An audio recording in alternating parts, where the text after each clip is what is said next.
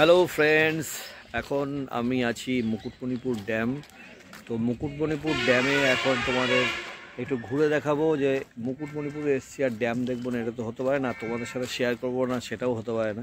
তার জন্য এখন আমরা একটু ড্যামের দিকে যাচ্ছি। ইচ্ছে ছিল নৌকা বিহার করব, কিন্তু নৌকা বিহার করার মতো এখন আর ইচ্ছা করছে না, কারণ এমনি মেঘলা মেঘলা হয়ে আছে, কখন বৃষ্টি নেমে যায়, ওই জন্য ওইদিকে যেতে ইচ্ছা করছে না। আমরা দেখছি যদি হয়, তো যদি নাও হয় আমরা মেনলি ড্যামটা দেখতে এসেছি। ড্যামটা এখন হেঁটে হেঁটে যাবো, যতদূর যাওয়া যায় একটু দেখি, আর তোমাদের সাথে সব কিছু শেয়ার করছি। তো চলো আমরা তাড়াতাড়ি যাই, আগে দেখে আসি ড্যামটা, তারপরেও যদি অন্য কোথাও যাই সেটাও দেখাবো তোমাদের। এই দেখো আমরা ছিলাম এই মুকুটমণিপুর যুব আবাসে, এইখানে। আর এখন আমরা ঠিক এই দেখো পাশেই এই যে ড্যাম হচ্ছে পাশেই, এখান দিয়েই যাবো, এখন ঢুকবো। এই যে বাঁধে ওঠার এই গেটটা এখন গাড়ি বা কিছু চলার জন্য বন্ধ আছে, পারমিশন নিয়ে তবে যেতে হয়। আর আমরা যেহেতু হেঁটে যাবো, আমরা এমনি হয়তো ঢুকে যেতে পারবো, জানি না কী ব্যাপার। চলো দেখি। আমরা এখন এই বাঁধের ওপরে আছি, এই দেখো দেখতে পাচ্ছ। আর ঠিক আমাদের পাশে এই বাঁধ, এই দেখো একটা পলাশ ফুলের গাছ।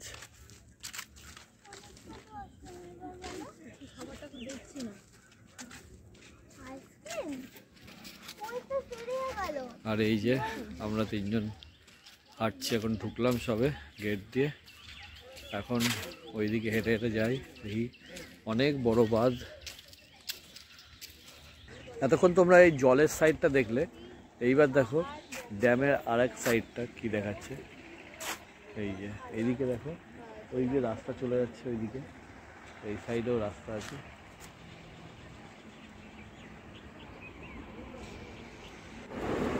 পশ্চিমবঙ্গের বাঁকুড়া জেলার একটি গুরুত্বপূর্ণ বাঁধের নাম হচ্ছে মুকুটমণিপুর বাঁধ।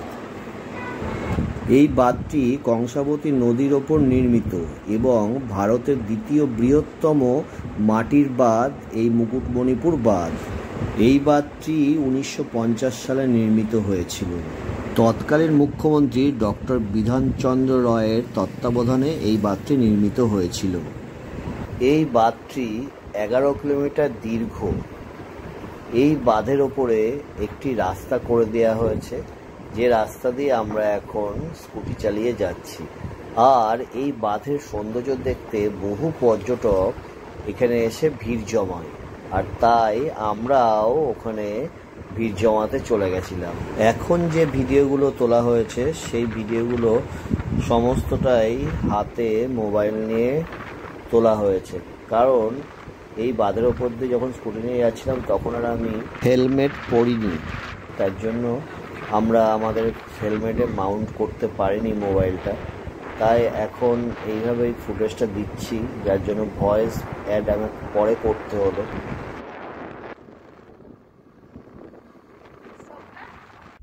আমরা এখন বাঁধের ওই দিকে ছিলাম, ওই দিক থেকে স্কুটি করে একদম বাঁধের শেষ প্রান্তে চলে এলাম, প্রায় 1.5-2 কিলোমিটার হবে। এসে এখানে বসে একটু পেয়ারা মাখা খেলাম, দিয়ে একটু বাঁধের ধারে বসে আছি। এই দেখো এই দেখো এটা হচ্ছে একদম বাঁধের শেষ প্রান্তে একটা উপরে একটা পার্ক আছে। ওই পার্কটা আর আমরা ঢুকলাম না, এখন আমরা বাঁধের ওই পেছন দিকটাও আমরা যাবো, আরও ওই রাস্তা দিয়ে কোথায় যাওয়া যায় সেটা একটু দেখে আসি কিছুক্ষণ। মুকুটমণিপুর ঘোরা আমাদের হয়ে গেল, আর কোথাও যাচ্ছি না সাইড সিনে। এই বাঁধের ওপরে বসে আছি, এই তখন থেকে আমরা তিনজন বাঁধের ওপরেই একসাথে একটু সময় কাটাচ্ছি। হ্যাঁ, আর এই কদিন যা ঘুরেছি না, আর ভাল লাগছে না, মনে হচ্ছে যেন একটু বসে থাকি, সত্যি তাই।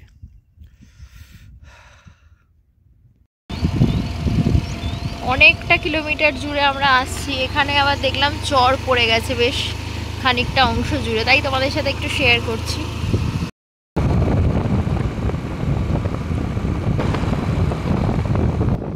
কিছুক্ষণ বসে থাকার পর আবার স্কুটি নিয়ে বেরিয়ে পড়লাম একদম বাঁধের শেষ প্রান্তে যাওয়ার জন্য। তাই যেতে যেতে চোখে পড়ছে নানান সৌন্দর্যের জিনিস, আর একবার ডান দিক দেখছি, একবার বাদিক দেখছি, এইভাবেই চলতে থাকছি। আর এই দেখো এর সামনে দেখো একটা সুন্দর দ্বীপ, ছোট্ট একটা দ্বীপ। সামনে ডান দিকে একটা ফরেস্ট দেখা যাচ্ছে, এই ফরেস্টটাকে ক্রস করে আবার ডান দিকে যেতে হবে। কিছুটা গেলে বাদিকে একটা শিব মন্দির আছে, সেই শিব মন্দিরেও আমরা গিয়েছিলাম। তো এইভাবেই প্রায় 6-7 কিলোমিটার চলে এসছি। এখনও কিছু বাকি আছে, 5 কিলোমিটার বা 6 কিলোমিটার মতো। তো এটা টোটাল যেহেতু 11 কিলোমিটার, আমরা 11 কিলোমিটারের একদম লাস্ট অবধি গিয়েছিলাম। আমরা একদম মুকুটমণিপুর ড্যামের শেষে গিয়েছিলাম। একদম শেষে গিয়ে ওখান থেকে আবার ব্যাক করলাম, দিয়ে মাঝখানে এসে এখন দাঁড়িয়েছি। আর ঠিক আমার পেছনে দেখো এই আইল্যান্ডগুলো দেখা যাচ্ছে, দেখো আইল্যান্ডগুলো দেখো। আমরা তাই একটু বসে আছি এখানে। কয়েক কিলোমিটার, প্রায় 7-8 কিলোমিটার হবে।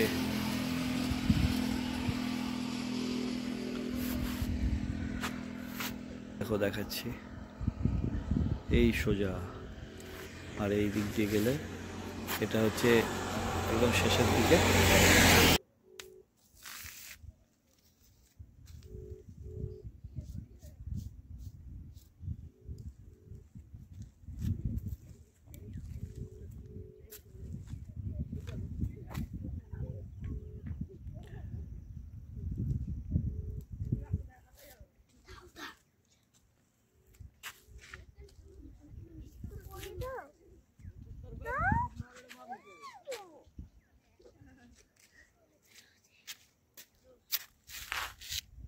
নদীর ধার, ঝিলের ড্যামের ধারে বসে আছি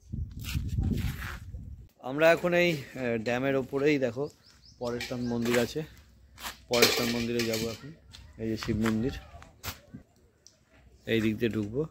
এই যে চলো একটু ঘুরে আসি।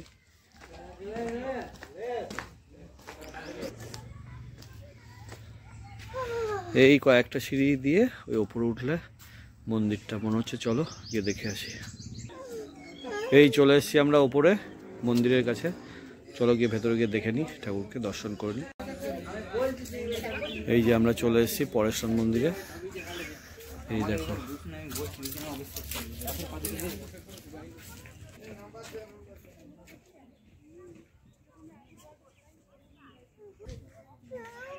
এই যে মন্দিরের সামনে দাঁড়িয়ে আছি, দেখো লেখাটা। এখন আমি চলে এসেছি মুকুটমণিপুর এই ড্যামের। দেখো ঠিক এই নিচে চলে এসে, নিচে ওই জলটা যেখান দিয়ে ছাড়ছে সেখান দিয়ে। আর এই দেখো পাশে দেখো পুরো একদম পাথর। দেখো ব্যাক ক্যামেরা দেখাচ্ছি, এই দেখো পুরো একদম বড় বড় পাথর, পাথরের মাঝখান দিয়ে এভাবে জল যাচ্ছে। আর এই ড্যামের জলটা এই দিক থেকে আসছে, ওই ড্যামের যে গেটগুলো হয় না ড্যামের, ওই গেটগুলো সব খুলে দিচ্ছে, যেখান দিয়ে ওইখান দিয়ে জলগুলো পড়ছে। এটা ঠিক ওই গেটের নিচে, ড্যামের ওই সাইডটা তো ওইদিকে জল মানে বাদ দিয়ে রেখেছে যাতে না যেতে। আর এইদিকে দেখো গেট সিস্টেম করা আছে, গেটগুলো খুলে দিয়েছে, কিছু জল এই দিক দিয়ে পাস হয়ে বেরিয়ে চলে যাচ্ছে। ক্যামেরায় কতটা বুঝতে পারছো জানি না, কিন্তু এখানে বিভৎস বড় বড় পাথর।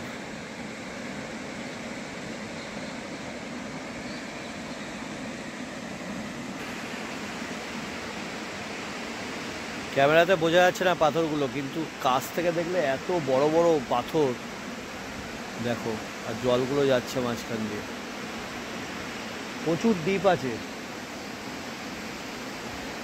এখান থেকে, বুঝতে পারছো না কিন্তু প্রচুর দ্বীপ, প্রচুর।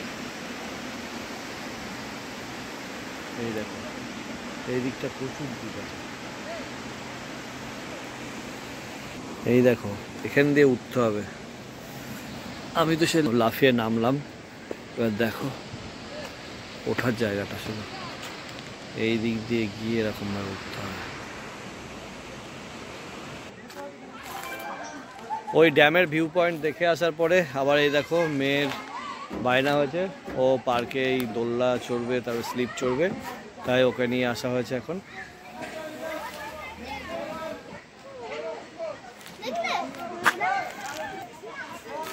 এখানে চিলড্রেন্স পার্ক আছে, তো 10 টাকা করে টিকিট আছে, দুজনের 20 টাকা লাগলো। আর তার সাথে পাশে ভিউ পয়েন্টটা ছিল বলে ওই ড্যামের ভিউ পয়েন্টটাও তোমাদের দেখিয়ে দিলাম। তো আজকে হচ্ছে এই কাছাকাছি এই দুটোই দেখলাম, আর কিছু দেখার মতো নেই। এবার আমরা এখান থেকে বেরিয়ে একটু চা খেয়ে তারপরে হোটেলে ঢুকে যাবো। আর রাতে কি খাবো তা সেটা অর্ডার দিয়ে যেতে হবে এখন। রাতে আজকে কি খাবো বলো তো? কি খাবে? একটা জিনিস। কোন জিনিস খাবে তুমি? কি জিনিস বলবে তো? এখানে ভিডিওতে বারবার দেখেছি যে দেশি মোরগ পাওয়া যায়। বাহ, দেশি মোরগ, তাহলে তো খাবোই। আমি তো অবশ্যই খাবো। হ্যাঁ, কেন খাবো না? তার জন্য আগের থেকে অর্ডার দিতে হবে না? ওই তো চলো তাহলে এখন কি অর্ডার দিয়ে দিই, তারপরে রাত্রে এসে রাত্রিবেলা খেয়ে যাবো। হ্যাঁ কষিয়ে করে দাও। ঠিক আছে, চলো তাহলে যাওয়া যাক।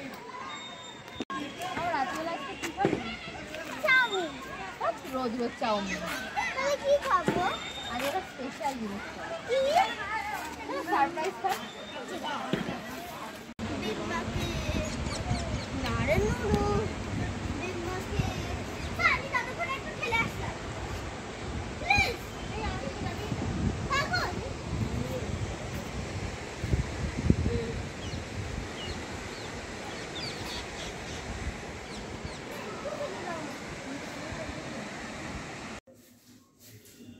তো আমরা মুকুটমণিপুর ড্যাম ঘুরে এই জাস্ট হোটেলের রুমে এলাম। তো এখন রুমে একটু ফ্রেশ হয়ে নিই, তারপরে আবার 9টা নাগাদ খেতে যেতে হবে আমাদের, রাত 9টার সময়। আমরা একটু অর্ডার দিয়ে এলাম খাওয়ার, রাত 9টায় গিয়ে আবার খেতে হবে। তো ভিডিওটা আর বড় করছি না, ভিডিওটা এখানে কমপ্লিট করে দিলাম। ভিডিওটা যদি ভালো লাগে অবশ্যই কমেন্টস করে জানিও, আর ভিডিওটা ভালো লাগলে লাইক কমেন্ট শেয়ার করতে ভুলো না। তো আজকের মতো ভিডিওটা এখানে কমপ্লিট করে দিচ্ছি, দেখা হচ্ছে আবার নেক্সট ব্লগে।